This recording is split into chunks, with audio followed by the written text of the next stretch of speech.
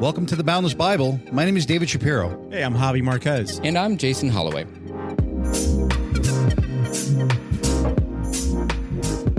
Welcome, and I am so excited today because we're going to go through my favorite book, or at least we're going to start to touch upon my favorite book, Right. Exodus, and the story of Moses, and I'm really excited about today. Moses. Yeah, I think we're going to get to about 0.1% if we're lucky. You know what's funny? As we were talking about Moses, I figured there's so much we could talk about. We might have to break this down to certain parts. Oh, like for sure. different parts. For sure. Yeah. So we're going into Moses, whose Hebrew name is Moshe. Moshe means drawn out of the water, but we're going to go through a quick, just abridged Super version. overview. Yeah, just of what's happened so far, just so in case you don't know the story, you're kind of caught up. So Moses was put in a basket down the water, found by Pharaoh's daughter, and he grew up in an Egyptian palace. Which is ironic because he was put in the water because Pharaoh wanted to kill all the new babies. Absolutely. And then what happens after that is through just God's hand, ends up killing somebody who was in charge of slaves and is exiled, goes through the desert, ends up in... Well, he's not exiled. He runs away. He runs away. He runs away. He runs away for Egypt, just saying. He does. He runs away and meets God on the mountaintop, and God sends him back to Egypt to free the slaves, to free the Hebrews. He reluctantly goes. Again, story we can go over in 100 different ways, and it would take multiple hours, but he reluctantly goes back, and now he's approaching Pharaoh to let his people go. And what God uses are these plagues to convince Pharaoh to let them go. Right. So the first plague that he uses is the turning the Nile River into blood. Into blood, yeah. So what do you guys think about this so far? So this is the plagues being used. Do you think this literally happened? I think it literally happened, yeah. Yeah, I think it literally happened. The plagues are really interesting just because some people might think it's maybe fake or fabricated. I think it's actually true. I think it did happen. I know there's some findings on it. But as I read Exodus and see the plagues, it's kind of funny how God orchestrates all this. Tells Moses to go to Pharaoh, show him these signs that God is with Moses, and if he don't let his people go, he's going to bring these plagues. Well, let's jump right into your first comment of the archaeological facts, which I love. I mean, this is a part where... Yeah, for sure. So the Ipuwer Papyrus is a poem written on papyrus, which was found. Is that how you say it? And Ipuwer, yeah. Ipuwer was the poet's name. No, I thought it papyrus? was... Papyrus. Yeah, I thought it was papyrus. It's papyrus, papyrus. Yeah. You say tomato, I say tomato. Then tomato away, my friend. There we go. Ipuwer was the writer, and what a lot of scholars believe is this is a writer, the way he wrote was a person who was actually living during this time. Okay. He actually wrote about 10 different disasters that happened in Egypt. Famine, blood, turning the Nile River, turning the river into blood. Yeah. It's incredible to watch how this poet actually wrote about 10 plagues. Again, scholars go back and forth what this could have been. Was this written before? Was this written after? But it's incredible to see how closely related these 10 plagues are to the actual plagues of Egypt. Yeah. So to me, I'm going, this literally happened. You actually have archaeological proof. And the dating of this papyrus is right around the time that this would have happened, which again is another debate that a lot of people have of when this actually took place, if this actually took place, who was the pharaoh at that time. Yeah. I believe Amenhotep II. That's my take. When they found his mummified body, it had boils on him. So again, you're looking at all this proof that maybe something did happen right there. So you have these plagues, and what a lot of people believe is that these plagues were actually against Egyptian gods. Have you guys heard that? I have heard that. That each one of them represents kind of a curse against one of those gods. Or it's like relating to those gods, right? Like a frog. There's a frog head or something like that. Yes, like the god. Yeah. Yep. Yeah. So there is a god of Egypt that has a frog head. But it kind of poses the question of why would God attack fake gods? As a proof of, when I would have originally read this as I was younger, that's what I would have said, was that I think it was proof against them that he was the stronger, he was the one, or he was the grandest. And so I'm able to take down your gods methodically one by one. I'll take you down. To me, I think it's he did it so they could understand what's like. It hits them in the core, right? These are the gods that we believe in, and by using these signs that are similar to your gods, you will understand. It will hurt you more, or like you will understand it more. You would pay attention. It's a sign of strength. Again, like you should be paying attention to me. You're putting your attention into this frog god. You should be putting it in me. If I can outdo yours, then clearly I'm the one you should be paying attention to. Mm. What's interesting is both of you are taking the aspect of the Egyptian, what the Egyptians should believe.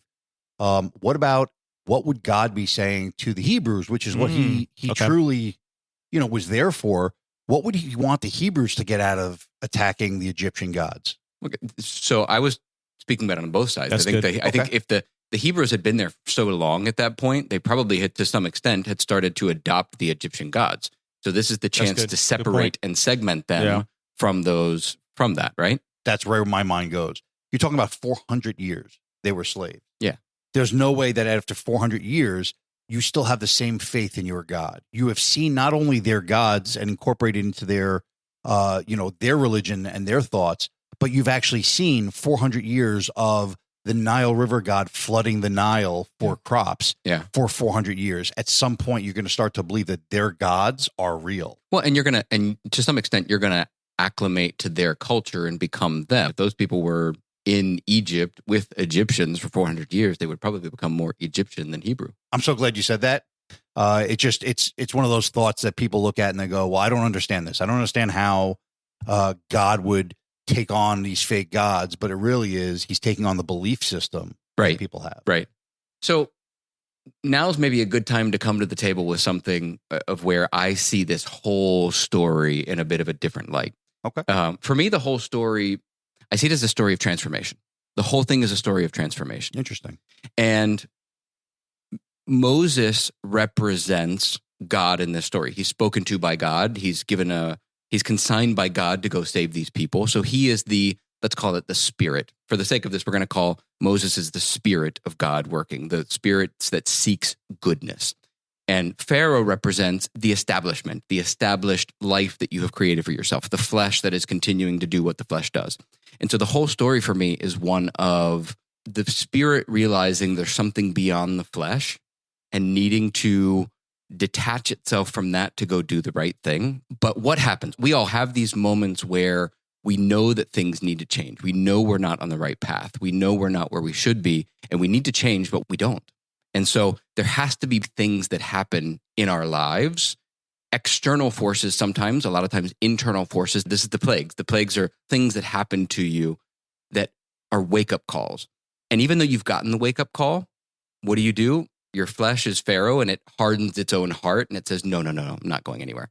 But I need to. And every time it says, I need to, and then your body says no, there's going to be consequences afterwards. And so the plagues to me represent each of those kind of consequences until finally something dramatic, something huge happens, and your body goes, okay, you know what? You win, spirit. Go do what you need to do. And of course, there's this moment where the body comes back and says, I regret that decision. I'm going to chase you down. But at this point, Moses or spirit trusts fully in its mission, in God, that the seas are parted. He walks through it and all the past is washed away. Literally, that's what the water is, right? It's the living water that we find later, but it's the first example of living water. It washes away the body. It washes away the past. And now you're off into your next segment of your life. And not to keep the story going long, but beyond that, then you have what happens after any time you make a major transformation? A period of confusion, anger, frustration, wandering, being lost. And this is the desert story. And where you have to find for yourself what's real, what's next. God's going to provide all these things. And then when you do that, now comes the salvation. Now comes the promised land. So I say that so I can put in context when we're talking now about all this stuff where I'm coming at it from a more like Very interesting. I've actually, I have, being my favorite book, I've talked to multiple people about this for years. I've never heard that perspective of it. So I am, it's going to take me a second to kind of wrap my head around what you were saying. But it's good. But like we always say, is it this or that? I think this it's is one of those that. moments where Yeah. I literally believe, forget about the archaeology from it, just from my faith perspective. And I think, Javi, you can agree with me. I believe this happened. Yeah. But did God create this to happen to also go deeper in a level where you're going, hey, this is something that happens in all of us every day, and it's represented by this story. And it's, again, it's one of those moments where I have to just take a step back and go, this is some really good stuff. Let me think about this. Let me digest this. I don't even know if I'm going to be able to respond appropriately during this podcast session, just because what you laid down is, it's poetic, but it's very deep in a level of, you now have to take yourself completely out of the story. Oh yeah. Completely. Forget about what you know. The symbolism is very, very deep as well. And every part of this, the symbolism is deep. And, it also helps me to understand when we talk about, let's go back to the plagues, why did he harden Pharaoh's heart? And it's what we all, again, I said this in a previous episode, it's what we all do every day. We know we should change, but there's something inside of us. There's a little Pharaoh inside of us that says, no change. You stay here. And then the spirit side of you knows, but I need to change. And then there's a little Pharaoh inside you that says, no. And it's not until, and no matter how many times the spirit tries to prove to the flesh, the flesh is stubborn. The flesh is stubborn. And which actually, speaking of stubborn, I think goes to something that you wanted to talk about with the hardening of the heart in general. Well, first of all, the harden the heart actually comes from the correct translation is kabed, which is what they used in Hebrew, and kabed means heaviness. It's not hardened; it's heavy. But when they did translations, to say that Pharaoh's heart was heavy makes it sound like he was regretful or sad, and that's not what they mean. What they mean is heavy with stubbornness, weighed down with unwillingness. So that heaviness, it is still hardened. Yeah. But I don't want to pass over the fact that this is widely debated as well, which is, why would God harden Pharaoh's heart? Yeah. Which, it makes it sound as though, I think, Javi, you were saying, what's the point? Yeah. For me, it's God sent Moses to show Pharaoh all these wonders through his staff and show him, like, hey, the God of Israel is with Moses. Let my people go. And then God says, I'm going to harden his heart after you show him these wonders that I told you to go do. And so he could let my people go. And then I'm going to give, I'm going to do the plague so he could let people go. So to me, I wonder, why go through this back and forth with Pharaoh and Moses? It's almost like God is orchestrating every single little ups and downs of this story. Which seems as though what we touched on last time with the free will is he taking away. Right. That's what I'm questioning. Yes. Yeah. And this is something that gets questioned a lot. But no, it's true. Listen, there is a free will debate over, did Pharaoh have free will? Right. And then also, Jason, to kind of put into that deep emotional state is, at those moments, do we have that free will? Right. Or are we struggling, for something that we cannot fight and conquer? As I think deeper into that thought of, do we have free will, or does Pharaoh has free will? I go, maybe God just knew ahead of time what Pharaoh's action would be. So yes, God always knows what the action's exactly. So the Bible says, I'm going to harden his heart. But to me, maybe I'm thinking, God already knew he's going to harden his heart. He's not going to let your people go. It doesn't matter the signs and wonders you're going to show him. He's not going to let them go. You crazy? Those guys are building everything for him. They're a slave for so many years. They're not going anywhere. And a matter of fact, I'm going to make it stricter on them to work harder for me to pump out twice as much. Yep. And that is one of actually the scholarly debates, is exactly what you're saying. Sorry. Is God just... Well, look, you're being scholarly. That's just there you go. That's just the Holy Spirit. But did God know the path beforehand, and he's just, is he rushing the answers so that way the Hebrews don't have to be suffering through it more? Is he just saying, hey, I'm hardening your heart, or I'm heavying your heart to make this situation go quicker? Okay. than maybe Pharaoh would have. We don't know, but it's one of the debates. I've also heard it said that sometimes in order to give a yes, God must give a no. Mm-hmm. Explain that, please. So there has to be a no in order for there to be yes in this situation. Moses goes to Pharaoh and says, I'm going to do this. And if you don't say yes, there's going to be a consequence. And Pharaoh accepts the consequence. The other people who are around watch that happen, and then they can make a choice. And so for them, all of the people who ended up saying yes, they had to watch somebody else say no, for example. Yeah, seriously. Again, another thought I never really thought about before, but very interesting. I think that the other two scholarly points of view on it, and one of them I truly believe in. Okay. But the first one is with the free will debate is Pharaoh can still choose differently. He's contributing to the hardening. And if you look at the scripture, exactly, he is the one who is hardening his own heart in most of those verses. Yeah. God then a couple of verses does harden his heart, but he's already making that choice, and he does have free will. He can stop at any time he wants, but he is hardening his own heart. Well, and he's hardening his own heart because it's consistent with his persona. It's consistent with who he is. He's not, he in his own mind thinks he's a god, which we haven't talked about either. He actually thinks he is a god himself. Well, and so, God knows that, which is why if you look at what he's attacking with each plague attacking a god of Egypt, the final one is actually the decree from the Pharaoh who thinks he's a god. So why don't we get into that? Why don't we get into the actual plagues themselves? Because I'm still super interested to see where you're going to go with the. Yeah, I will. Let me just mention the one that I believe in. Sure. And this is one that I think Christians, and I love Christians for this, but I think that they always want to put God in this wonderful light. No, he's not a God of justice. They want to look at the God of love, but he is a God of justice. Yeah. And one of the things I look at is you have Pharaoh. But just to interject right quick. Yep.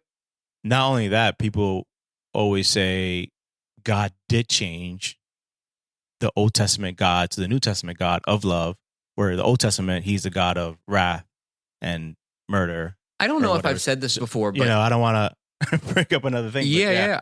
I don't know if I've said this before, but I think that, to think that God is wrathful is also to not understand that God is so merciful that we don't see the consequences we should see on a regular basis. We don't. We do all these weird things of our own actions. We don't see it.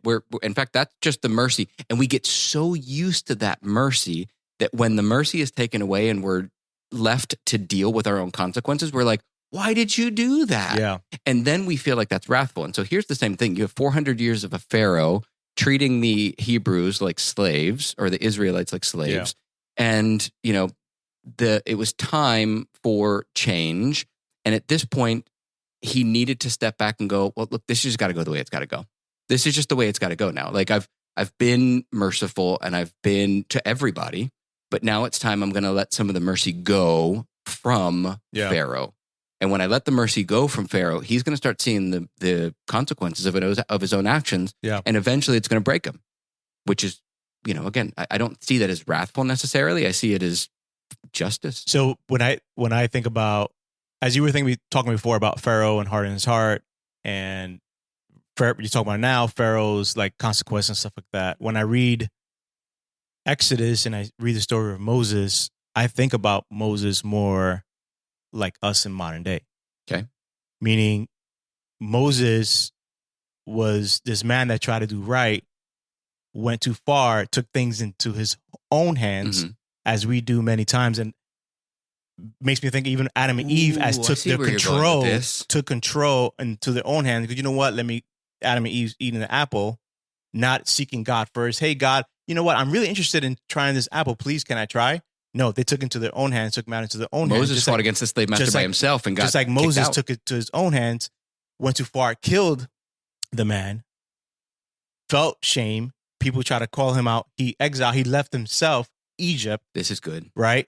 As he's away in Egypt, how long he's away from Egypt into Midian? It's like a long 80 years. 40? Yeah, he was 80? 40 80 years, something like that? No, he came back. He was 80. He was in his 80s. Yeah, so it's probably about 40 years. So about 40 years he went away, and still probably depressed, still shameful, creates a whole family for himself out there, and God shows up and go, where are you? Yeah.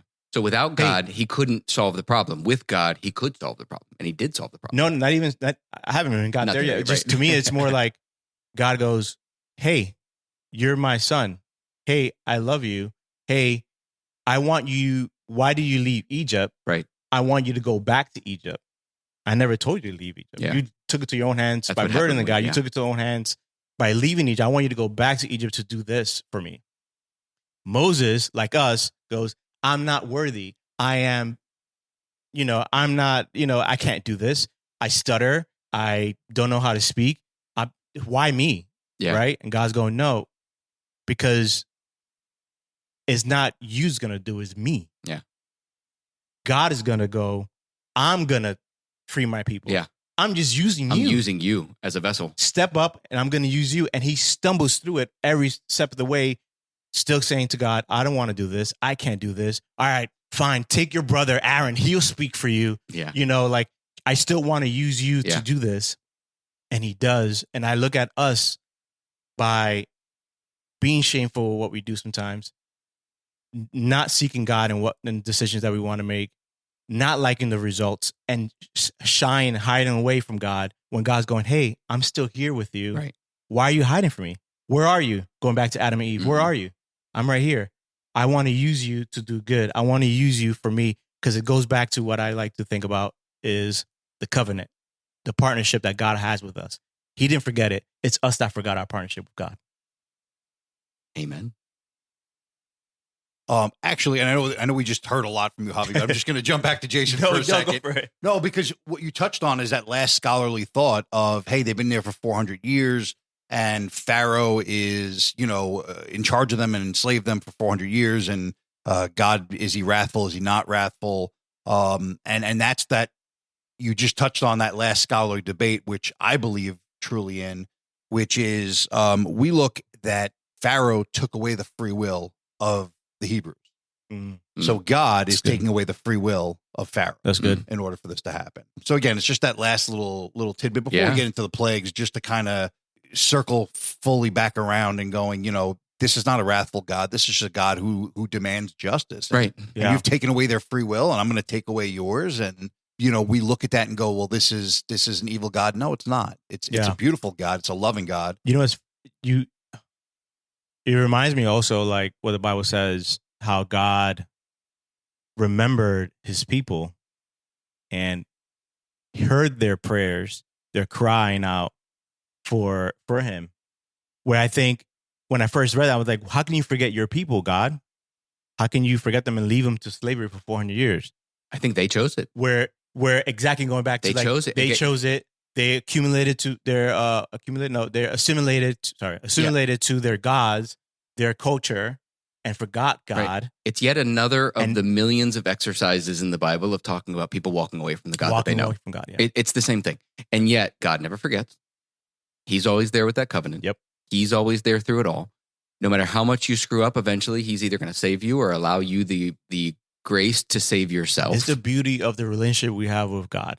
But God, the relationship that we have with God is so beautiful that we're so wrong in everything we do, and a lot of times we're so sinful that he goes, I know you are, but don't look at it. Don't go out to the world to search for your meaning and your purpose. Come to me. Or go search for it. You know what? Go search for it. You're not going to find it. Go search for it out there in the world. Yeah. You're not going to find it. And I'll be here waiting when you come back. Yeah. Or is this just God's intention? Because we look at it and we go, he sent Joseph to Egypt. He said to Isaac, you can go because Joseph is now in the leadership position. Yeah. They went there. They multiplied, which he told them to do. He actually told them to do that before even the Tower of Babel.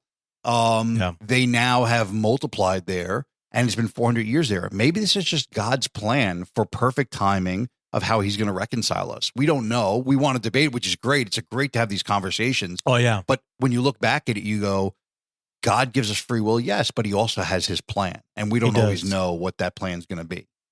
When I think about his plan, I think about he making a plan. We screw it up, but he still makes it perfect. He still kind of works it towards what he had planned to begin with. Just being the outcome of what he wanted is still going to happen. It might not happen the way maybe he thought it would be, I guess you could say. I don't know. I'm speaking out there, but I think I just can't believe that God will allow us to do so much wrong, so much stupid steps that we do, like Moses killing the man or whatever it is, and him saying that was my plan to begin with. It was more like I make what you do good still. I make it purposeful. I still make it purposeful. Right. I heard it described once as that's my hope. God is like the most master chess player. Like in a chess game, there's like millions of moves available, and if we're these finite creatures and God is this infinite creature, it's not about what are the next 23 moves. It's what are the next 23 billion moves, and what are all the possibilities that will happen after each one. And he's able to find each one of those. So, we are free will creatures who have the ability to make all these random and sometimes terrible decisions, and sometimes good, sometimes, but he knows how to use those decisions for their benefit. Again, if you're able to follow his guidance after that thing has happened. If you continue to make your bad choice after bad choice after bad choice because you're following yourself, you're going to end up in other bad choices. But if it's somewhere in this chain of bad choices, you stop, you reassess, which, by the way, is what repentance is. Repentance is a really good word for saying turning around. Yeah. And you turn around and you go God's way, you're gonna be able to make purpose of all of the negativity that happened previously. And that's, to me, that's my testimony. My testimony is I try to fight away from God. I try to do things on my own for many years. Same. Not until I was 30 is I started opening up to God and just the possibilities of my purpose or whatever it is. And God said, hey, I'm still here with you. Yeah. And it makes me cry sometimes just because he still was there. Like he didn't go, hey, it's been 30 years, man. Like, yeah. Like I've been calling you. To do. Like that was me that I sent you this, man. It was me that sent you this. Yep. It was me that was here to try to tell you to come follow me. Yeah. And it was still you, there for me. It's you who was making the bad decisions the whole time. It was me making the bad decisions all the time. And he just said, hey, you came to me. Come over here. Let me give you a hug. Yeah. Hey, come. Let me walk your hand. Let me show you what I have for you. Yeah. Hey, let me show you what it is that I've been trying to tell you all these years. He said, are you ready to listen? Are you ready to listen? And not even in a bad way, but just more like in a loving way that God is amazing to me. Yeah. Well, the love will always be there, but it's the opportunity. And we can look at that and go, what if Moses did refuse? Oh, we missed. Would he have had to have sent Shlomo down to the next village? Right. Because this needs to happen. Right. You look at Judas and go, what if Judas didn't turn him in? Who would he have to use? Yeah. If God has a plan, but we have free will, it's one of those things where it's a very fine balance of, hey, we have to use this in some way. And did we miss our opportunity? Not the love. God will always love us. But if we're more faithful, are we going to gain some of those opportunities? Right. Not in a prosperity gospel, just as if we are more faithful to God, what could that do in our own lives? Yeah. It just poses that question. Yeah. Right. Are we missing our possibility and our potential by not following what we hear, by following what God is telling us to do? Absolutely. I was going to, because you brought up that would God leave, would he find somebody else? And the Bible talks right quick. I'm trying to find the scripture. Maybe I should pause for it, but God said he was going to strike Moses. And I forgot what happened that he made him not strike Moses. It's like after a while, even God was like, dude, yeah, follow what I'm saying. I know. Just go for it. I gave you your brother. Come on. I give you this. I'm just going to strike you right in the head and just take you out. That's funny. I got to find it. So I know that we asked a little bit about some of these plagues. So I'm just going to jump into them real quick. No, I think we've set it up really great. Now I'd love to see how the plagues fit into all this. Absolutely. So the plagues actually get progressively worse, which is interesting to see. So you have the blood of the Nile, then you have the frogs that come out of the Nile, start to die in people's homes, get real rancid. The gnats start to come out. You have, different things happening where even the gnats, when you look at it, you can kind of look at the similarity between Genesis and the creation story, where what does God do? God makes man out of dust. What does he do now? He takes that same dust that was meant for a blessing meant for creation for us, and he now turns them into these pests that are going to swarm around the Egyptians. And it still gets progressively worse and worse and worse and worse until number 9, plague number 9, which You have frogs and gnats and flies and death of livestock and boils and hail and locusts. And you're like, too much. And then darkness. You're like, well, Edison didn't invent the light bulb yet. It's, there's darkness all over the place all the time. Yeah. The fire goes out. It's dark. So it doesn't seem like that scary of a plague. But how I've heard it from different professors is this darkness was as if you were in Sheol. It's a darkness, a silence like they've never experienced. Right. So it's this eerie darkness. And what God is doing is getting them to experience what death would be like. Is there any indication when they talk about it in the Hebrew that the darkness means even that there's no stars, there's no moon? Like, is it like pure blackness? So they don't say specifically about the astronomy at the moment, but he does say how it is a darkness that is beyond. Okay.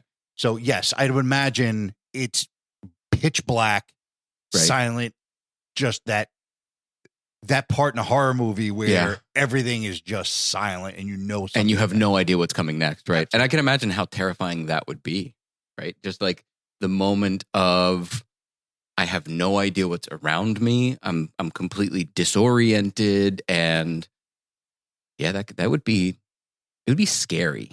Yeah, and this is what that final plague before the last one, before the finger of God comes down, is just this. I'm showing you guys all of this death. So you're showing the death of frogs. Right. You're showing the death of crops. You're showing the death of your farm animals. You're showing the death of their entire system of how they make money. You're showing the death of all this. And then right before the last one, which is the death of the lights them, go out. You're showing them this is what death feels like to you. Yeah. Man, just a terrifying series of plagues that happen that, yes, correlate with, Egyptian gods. Yes, that you can look back at the Genesis story and start to show some comparison with them. But then in just literal terms, really terrifying for somebody living in those times. Yeah. So you're saying darkness, and that's a plague because it's just dark? Because of the type of darkness it was similar to what you would experience in Sheol. So it's not dark like shut off the lights. Pure and all nothingness. Of a sudden, that's a perfect word pure for nothingness. It. Pure nothingness. Yeah. When I think about darkness in that, imagine what darkness would mean for the Pharaoh in Egypt for a while. You can't build. You can't build. You can't move forward. You can't do anything. Yep. So a plague in that sense, like I'm hurting you from moving forward and maybe making money or whatever it was. And if it's truly dark, would you even know if it was dark for everybody or if it had just become dark to you? Imagine going blind, for example, right? If you went blind and everything went black, would you know that everybody else was too? So maybe it's a very personal feeling of like, this is my death. That's good. The Bible does says when the darkness is, no one could see another person, kind of thing. There, see? Yeah. So there's a part of it then is it's the separation from life or other living things. Yeah. And so there's a fewness about it. Exodus 10:23 says, no one could see anyone else or move about for 3 days. See, look, you're 3 days in the hole. Yet all the Israelites had light in the places where they lived. Booyah. Yeah. But again, if you have darkness but you're not able to move, this is a crippling darkness. Totally. And it reminds me of, they have these sound rooms now, I'm sure you've heard, where it's so silent that people can't stand to be in there. For more than like 40 minutes is like the max or something like that. Yeah. Yeah, and you think about that and you go, now if you were forced to be in there in the dark. Torture. With that torture. I mean. Those anti-noise chambers are a really good example though, because people can't be in there for like more than 40. I think the longest is like 50 minutes. It's like a 0 sound chamber and it drives people nuts. So to be 3 days without it would be total torture. Which, by the way, so you went to the first 9, but then the 10th one was taking of the firstborn sons. Correct. Right? This is the Passover story. This is where the finger of God comes down. And what the Hebrews are supposed to do is they're supposed to take a lamb, the unblemished, perfect lamb. They're supposed to kill it, smear the blood over the doorway of the household that they're in, roast and eat the rest. That's basically what's supposed to happen. for them for protection, which also is a really interesting thing because it didn't matter who was in the house because there were Egyptians. We know that there were Egyptians that were in some of these houses, and we know that Egyptians left with some of the Hebrews. And fast forward to when you look at Jesus is for everybody. It's not just for the Hebrews. It's not just for the quote unquote chosen ones. So it has nothing to do with who's in the house. It has to do with the blood. The blood is what protects, not who's in the house. This is one of the most interesting things you brought up the other day. Like I had read previously, when they're in Exodus, there was many Egyptians were with them. Yeah. And I was just like, oh, Egyptians came. But like putting into the context we're talking about today, or putting into the context of what it means, all of this, even in Exodus, it's already leading up to, this is for everybody. It's not just the Israelites. It's for those who follow God and for those who follow faithfully. So as soon as they put that lamb's blood on the door, whoever they were going to get that. I also think it's really fascinating that, I talked earlier about the idea that the plagues were representative of things that happen in your own life, in your own heart, that are impetuses for you to change, or impeti. Would that be I don't know what the technical word for that would be. But look, the first 8 are annoyances, and they are gradually worsening annoyances. It's the taking away of your way to earn. It's taking away your food source. One of them is taking away your ability to work. And then you get to the darkness. And let's go back to the darkness for a second. Anybody who's been at rock bottom would call that their own darkness. They would call it their own darkness. They would say, I was in a very dark place. And it was a very lonely, isolated feeling. That's the same feeling as you're talking about in that thing. Now, hopefully the next thing is not losing a firstborn, but it could be the death of the thing that you know to be true most. It could be the thing that you're holding on to in your life. It could be the thing that is grounding you in a bad place. So there's that interpretation of that as well, which then leads to finally going, okay, the change needs to come, and here's it going to go. So again, just throwing it out there because I think for me, who read it literally for all those years, it gained new meaning and added meaning when I started seeing other stuff on top of that, and not the or. We were just having this conversation the other day, but what you just reminded me of is, yes, that moment for me, when I was a martial artist, somebody that I looked up to that I got into this for, I went backstage and watched him cheat.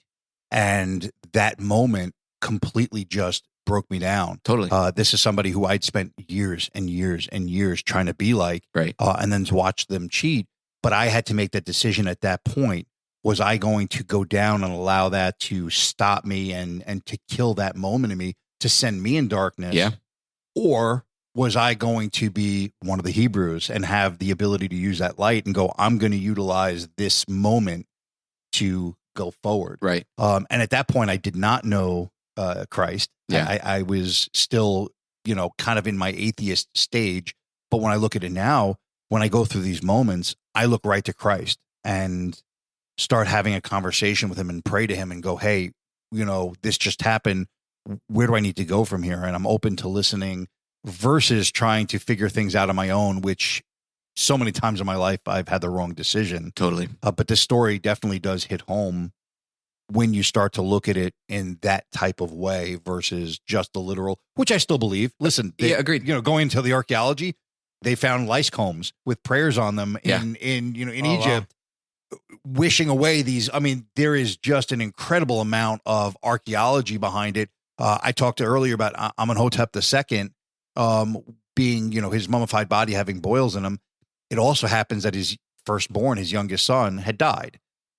So you can look at all these things and go, man, I really believe these things happen, but can it also be, right, God is using this story for everybody at every level to understand? Somebody as deep as you, Jason, can go in and go, this is what this story means for me. For me, I might not be as deep and go, okay, I'm the shallow guy. I'm like, no, it just happened. It's cool. And I have the archaeology for it. But then when I hear you and when I hear Javi speak and I go, maybe I'm missing something. Right. Maybe there's more. Maybe somebody who has read the Bible so many times, who has studied it, who has studied the Hebrew from it, goes, I thought I had it. Yeah. It's my favorite book. It's the most studied I've done of every book. I kind of closed that and been like, I got it. And then I'm listening and going, man. Yeah.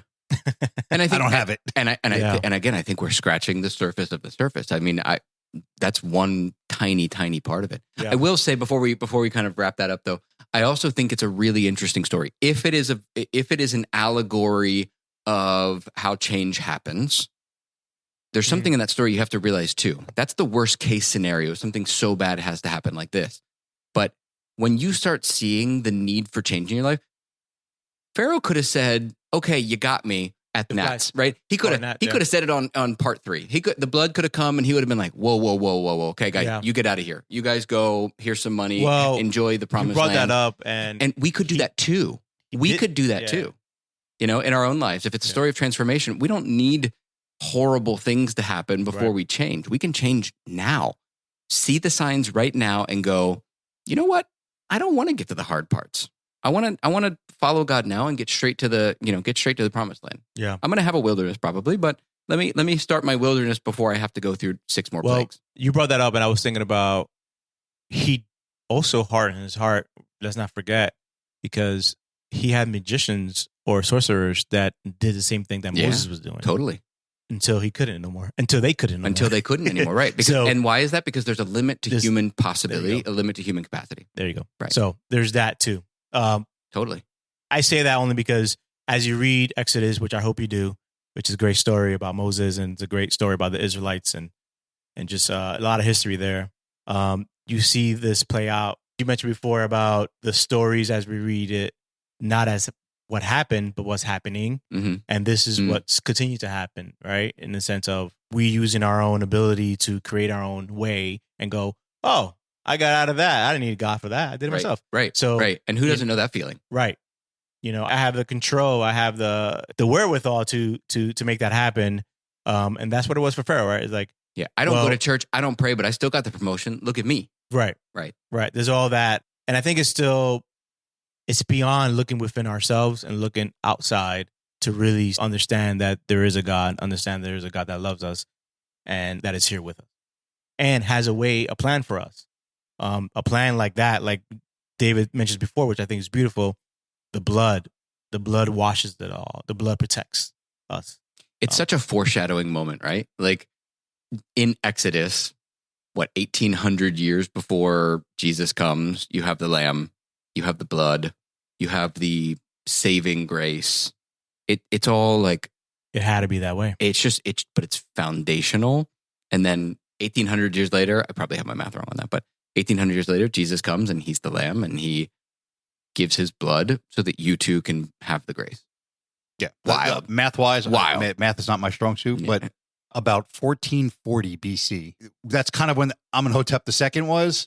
Again, debate by hundreds of years, but understanding that date of who maybe was the Pharaoh at that time could really pinpoint the date of when that happened, but also matters for dates before and after. Like, is that like a central point? So I feel like it's a central point to figure that out. If we figure that out, we could figure out what was the date of things. No, now we're getting into a different. But I figured that. Yeah, but the date for me comes from 1 Kings. 1 Kings is when the temple itself was being erected by Solomon, and it says it happened 400 years after the Exodus. And then when you work that back, because we do have an idea date-wise of when the erection was of the first temple. So when you work back, you have it right around to that date. Again, completely different topic, but we can cover that later. We can. And also a topic that I'd love to cover at some point, which is really interesting, is, you know, when you say that somebody does not believe in God, does not pray to God, still gets that promotion, and others who know God very much and pray and don't get anything. Yeah, right. What is that? What's going on? Yeah. Why should I believe in God? What is there around that? Yeah. I do believe that there's a really powerful podcast about that, and looking at some of the stories in the Bible as well. Yeah. And how it fits together. How the evildoers kind of succeed. And so tune in next time where we'll cover topics such as. Yeah. So, guys, this has been an awesome discussion. It is spurned 200 other discussions. Yes. And I'm looking forward to all 200 of them. So if you've been listening, thank you for your time. Thanks for your consideration. And as always, if you have questions, comments, concerns, Anything you want to add to the conversation or want us to talk about, hit us up at www.theboundlessbible.com. All the contact infos are there. And we are just now getting started on socials. So you can check us out there too. Yeah, reach us out. Cool. Reach out. All right. Thanks, everybody. Have a good one. Thanks, Later, guys. love that you joined us. Later, guys.